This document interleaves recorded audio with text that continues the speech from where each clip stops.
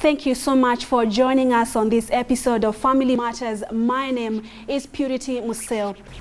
While making his 8th presidential address in June this year, President Uhuru Kenyatta directed all the 47 counties to have at least a 300 isolation bed capacity in readiness for the surging number of coronavirus cases in the country. And as the numbers continue to spike, counties are rushing against it time to control the outbreak. Machakos County, which is about 63 kilometers from Nairobi County, has already recorded over 700 cases of COVID-19. So how is the administration protecting its citizens from the human-to-human transmission of this deadly virus? Tonight on the show we speak with Machakos County Governor Dr. Alfred Mutua. He will be answering this question and many others. So welcome to the program.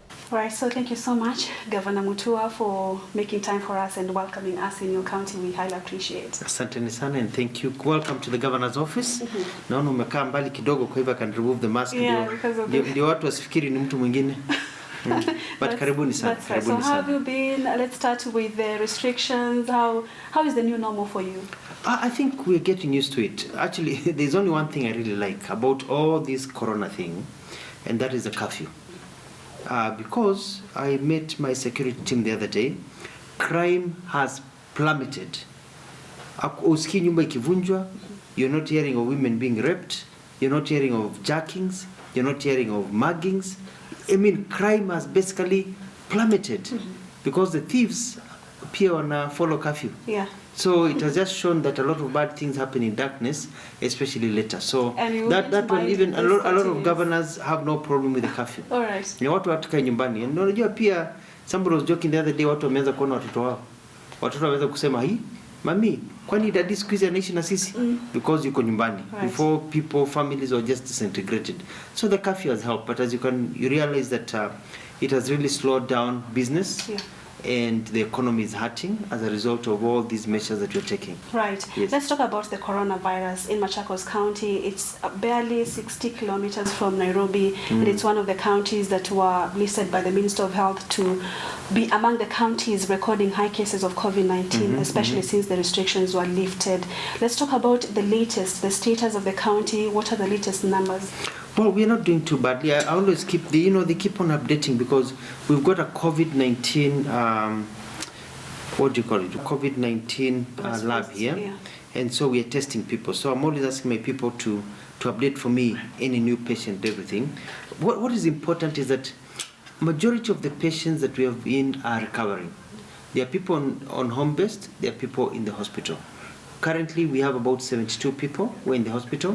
The ones we consider to be mild, or the ones that do not come from a place where we believe can be able to be isolated from other people. But we are managing. I think the key thing here to note is that the numbers are increasing, not only because of the lifting of the lockdown, but also because we are testing more. But we've also seen a form of recklessness. And that is why President Uhuru Kenyatta the other day said, eateries, hii mambo ya sausage na bia 20 tuachane nayo. Because people are drinking, people are getting casual, people are not distance spacing, people are not wearing masks, and I've seen it firsthand. So it's a challenge in Machakos, mainly because of Nairobi. It's a challenge to us also, mainly because people in the urban area of Mavoko are in deep trouble because of that movement of people from Mavoko, from Athi River, from Chokimau, and that back and forth. Yeah, yes. And you haven't said how many cases that we have in Machakos County and roughly from how many samples? Well, we have, if I look at the data that they are just sending me, let me get it for you. And as you get the data, yes, Governor, maybe you can now tell us why is it a concern? Why are the numbers increasing in Machakos County? Well, they're increasing because of two things. People have started bringing the disease from Nairobi to Machakos, number one. Number two, we're testing more. So my belief is this, that most of us have corona. I mean, I'm looking in this room. I'm seeing 1, 2, 3, 4, 5, 6 people, crew and some of my staff. yourself, 6, 7, 8. I believe if we test all of us, probably one has corona or two has corona. The thing is, corona is a virus that actually affects you. It's like a common cold. It affects you, and some people just cure naturally, others get a bit sicker. So we are testing more, so we are going to find more people. However, the trajectory is going higher because of people are being more reckless. In the factories in Mavoko, we went to a factory, 3,000 people. They told us to do random sampling. We sampled 50 people. Out of the 50 people, 26 were COVID-19 positive. We sampled another 50. 25 were COVID-19 positive. And they're living among each other. Na hakuna hata mmoja anakohoa. Yeah. You know? So it's very scary. Because now these people who are young people, young urban people, if they take it down to the village to our grandmother and grandfathers, that's when death occurs. Right. And now you're saying that most of the cases are imports, especially from Nairobi. So what's your take on the lifting of this inter-county movement, especially opening Nairobi County, which currently has over 11,000 cases of COVID-19? Or are you ready to take care of these people that are coming? Yeah. You see, it's a very high cost. You know, I'm looking at the latest figures here. We have 759, nearly 760 positive cases from Machakos. We have 71 admitted. We have 131 under home-based care. And then out of those ones, 14 have recovered.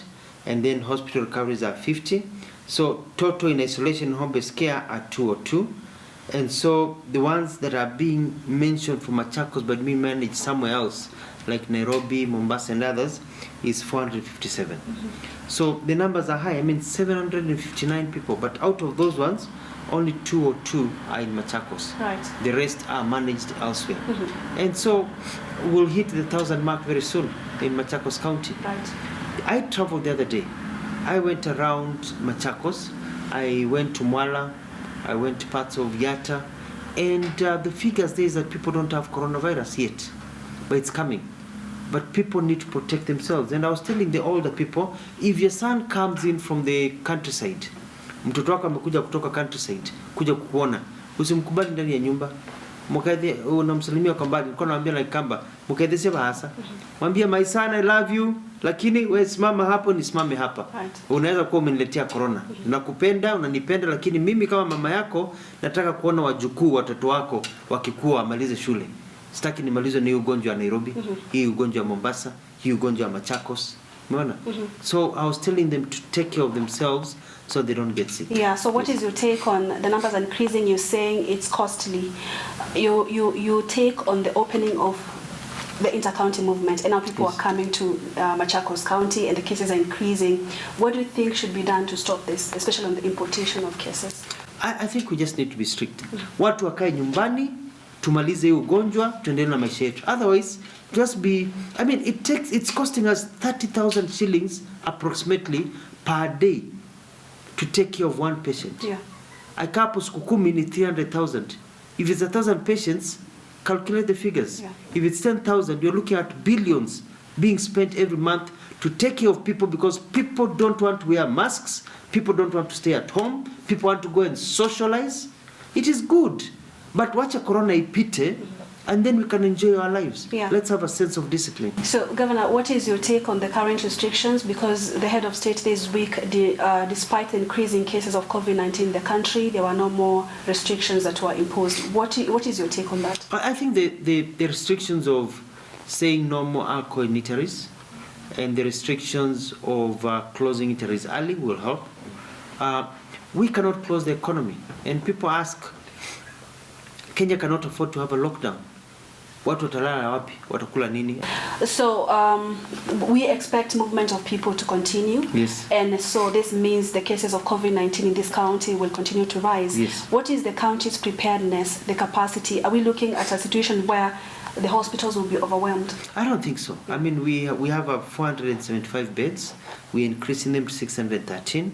And now with the home-based care, it helps, because majority of people are home-based care. Only a small percentage is getting severe and critical. We are preparing, and I'm looking at modules of treating our people. I don't want any person from Machakos to die. I have a friend from Tanzania, for example, who sent me some medicine. Let me show you. I have this drug. Inaitwa nini?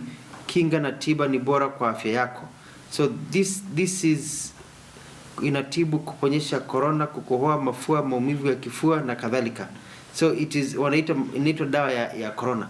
So the people, my friend who's been using in Tanzania tells me that he's become such an advocate for it, not from a marketing perspective, but saving lives. Anasema you find somebody who daktari anasema anakufa, unampelekea dawa anapona, but we don't know what is this.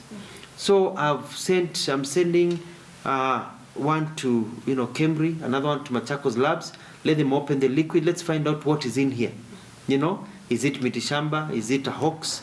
Is it dawa that can work? Because we're in a desperate time. Let's embrace all the ideas, look at them. Kama ni fake, tupa kando. But if it works, jaribu, umeona. Let's see whether it saves lives, because that is where we are. So in Machakos, we are observing. I have my Machakos Research Center that is working on COVID-19 cure.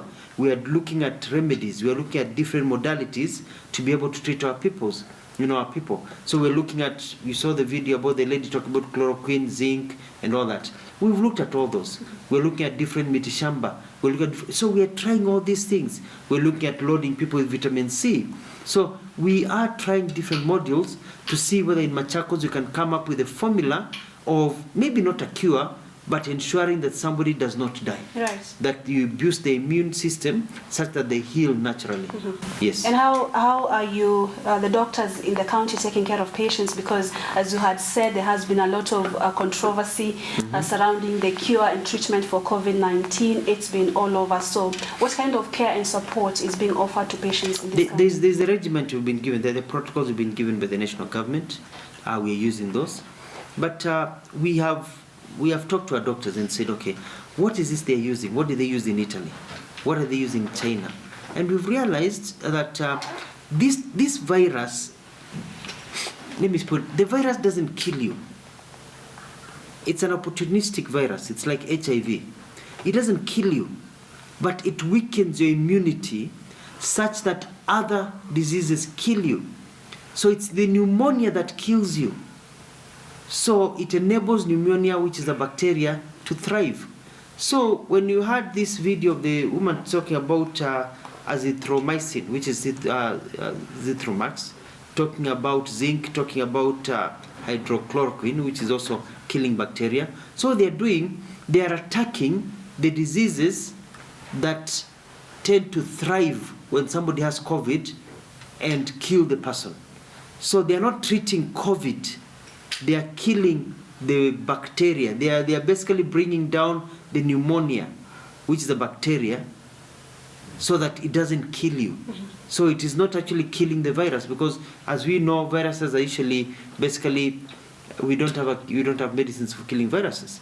Most viruses are taken care of using vaccines. Most of them. So that's where we are right now. So we're looking at different combinations, different remedies. How do you boost somebody's immunity? How do you help cure or ensure that these opportunistic diseases do not really kill this person? All right. Let's talk about the impact of coronavirus on the people's livelihoods in Machakos County. Update us on that, how it's some of the vices coming up from this, maybe the restrictions that have been imposed. We had reports of Machakos County reporting high cases of teenage pregnancies. Let's talk about the vices that are coming up with this. Yeah, I mean, we've got the normal, they're not normal, but we've got a rise in domestic abuse. That is being reported to us. Watu wanaanza kukosana kwa sababu kunyumbani saa zote, but only mostly in the urban areas. Sababu in the villages watu wanaenda nyumbani mapema, wameshazoeana. We look at the teenage pregnancies. We look at the statistics. About 80% of them are the girls getting pregnant are not being made pregnant by wazee or by adults. They are being made pregnant by their peers. You know, so that's a societal failure. Me remember when I was a teenager, it was very hard to talk to a girl. Unagongwa rungu unaitiwa umbwa. But nowadays it seems like you see them walking around holding hands everywhere. The next thing, jaribu hii, let's try this, 9 months later, mtoto amezaliwa. So there is a sense where society needs to get its act together and say enough is enough. Then you get another 10% by their kids. They are not 14 or 15 or 16, but the men making these girls pregnant are about 18, 19, walikuwa nao shule. Alikuwa boyfriend yake akiwa form 4, huyu akiwa form 2, ametoka form 4, 1 year yuko nje anatafuta kazi na ngoja kwenda college, unaelewa? And then about 5-10% now is people a bit older who now are molesting the kids and all that. So the problem is that kids are staying home, they are idle. Why? Singapore, which was poorer than Kenya when Kenyatta died, Jomo Kenyatta died, they don't worry about such problems because they have electricity everywhere. South Korea, they were poorer than us. They have electricity everywhere. They have computers everywhere. They are doing online learning everywhere. Umeona? Hapa nyumbani online learning na hata nyumba hatuna, milango hatuna, barabara hatuna, maji hatuna. 6 years from independence, something has to change. This country has to undergo a revolution so that with all these problems you're seeing, all these vices are as a result of poverty. Poverty as a result of the economic models that we've had, which have been good so far, but could have been better. And that is the betterment that I want to bring into this country, given an opportunity in 2022. All right. It is all right. Tumechoka kula ugali na sukuma wiki, wakati tunajua kwamba tunaweza kula chapati na kitoweo ya kuku na pia nyama choma. All right. We want us to move to the next level like the rest of the countries. Let's talk about the budget in the response against coronavirus. How much do you have? How much has the county been allocated by the national government? And now, because you're agreeing of the increased cases of COVID-19, what is the deficiency? Are we looking at a crisis where you'll not be able to manage something? I think Machakos are in good shape because I've invested very heavily in healthcare. I went to a meeting, colleagues, governors are looking for ambulances. When I became governor, I bought 8 ambulances. You make a phone call, an ambulance comes to you at any time. So we have that. We invested very heavily on community hospitals. We didn't just build one big hospital in Machakos. Tumejenga hospitali in all areas so that you don't have to travel far. We've improved, we've added the level 4 hospitals. So in terms of infrastructure, we can deal with it. We've added number of workers who work in terms of nurses and doctors, over 1,300. So we've boosted healthcare. I have a Machakos Cancer Center where we treat people for absolutely free of charge if you have cancer. So we have the capacity. So we look at it this way. We put 100 million. The national government has given us about 188, about 190 million to add on beds, to add on ICUs and all that, and we're doing that, and have committed nearly 35% of my budget into healthcare. So I think Machakos, we don't think we will be overwhelmed. All right. But other counties may be overwhelmed. All right, and we're almost winding up. Let's get to the issue of healthcare professionals, caring for them. There have been a lot of complaints, press conferences, saying that because we have over 500 healthcare professionals in the country who've been infected by coronavirus, and the complaint is about substandard personal protective equipment. The number of them, they're being overwhelmed because they were actually calling for employment of more healthcare professionals. Let's talk about Machakos County. Do you have enough healthcare providers? The issue of substandard PPEs, has it been addressed, or how is the situation? We don't have enough healthcare workers in Kenya. The rate is very low compared to the international standards set by the World Health Organization. Lakini in Machakos, we motivated them. I was the first person to say that we need to give a better allowance to our health workers. Wengine wakasema hapana, SRC wakasema Mutua hapana, who gave you permission to do it? Nikasema I don't care. These are people at work, they need to be taken care of. I take care of my doctors, I take care of my nurses, I take care of my health workers. Now it became the national role. They are to be given that money, to be given allowances, but also we provide a good working environment. We have bought PPEs, in addition to the ones that we've been given by the national government and others, to ensure that they have standard PPEs. We are actually putting some of our health workers who are dealing with the coronavirus patients in hotels. They're not going back home. All right. They're staying in hotels and we are paying for it as a county. So we have been one step ahead of many others because healthcare to me is a priority. Right. Because it's about life. Ukienda urudi, maisha ni haya. But as you live here, you also need to live with a quality life. You need to have water, you need to have good roads, you need to have all these things that we'll be struggling to do as a poor economy. All right, we are winding up, parting shot. Maybe your insights on how we can flatten this curve. The numbers have been increasing, even in Machakos County. And lastly, speak with the people of Machakos on how best they can protect themselves during this time. I think to flatten the curve, we have to be slightly harder on enforcement. Let people wear masks, let people isolate themselves, let people stay indoors, let people space, distance space. And also, but also let's teach people ways of boosting the immunity. We don't have a program, which I'm going to advocate for teaching people how to boost their immunity. Because viruses and diseases attack you according to how low your immunity is. And also when you're exposed to other things. Like now I'm getting stuffed. As you can see, I'm speaking because of these flowers, because it's an allergy. I started well, but I can feel myself getting stuffed. So we need to identify what are those triggers that can weaken your immunity. For example, now I have to remove these flowers because now I've just realized they're making me stuffed. So what are those other things? Do you need more vitamin C? Do you need to drink ginger? We need to come up with a national program, Kwambia Watu. Let's boost our immunity by doing the following, even as we keep apart from each other, even as we wear our masks, even as we behave accordingly. All right. And look at Uganda, for example. Uganda, for a whole month, nearly 2 months, border borders have only been not carrying any person. They banned border borders. They did some things. It's painful to the economy, but it's cheaper to lock down the country. It's cheaper to stop things moving in the country for 2 months and then have the rest of the years. Right. Than struggle for 1 year, pata potea, and losing money. It's cheaper to just make it hard, like they did in the West, like they did in Australia. Finish the disease, we continue with our life without wearing masks. Okay. Do you want to speak to the people of Machakos County? I want to tell the people of Machakos County that they're in good shape and their governor is not sleeping. I'm taking care of you. I have nearly 2.5 years to go. Nikimaliza hii kazi yangu niende huko kutisha kiti huko kubwa ya kuwa president of the Republic of Kenya, and I've left a good foundation for the next governor to take you to the next level. All right, and that's where we're going. Governor Dr. Alfred Mutua, thank you so much for making time for us. It's been a great pleasure, honestly speaking with you. Asante sana and welcome again. All right, thank you. And that has been Machakos Governor Dr. Alfred Mutua speaking to us on the county preparedness, and he's saying to the people of Machakos, fear not because you are in good hands. That's all the time we had for our show tonight. My name is Purity Musea. Do enjoy the rest of your viewing, and God bless.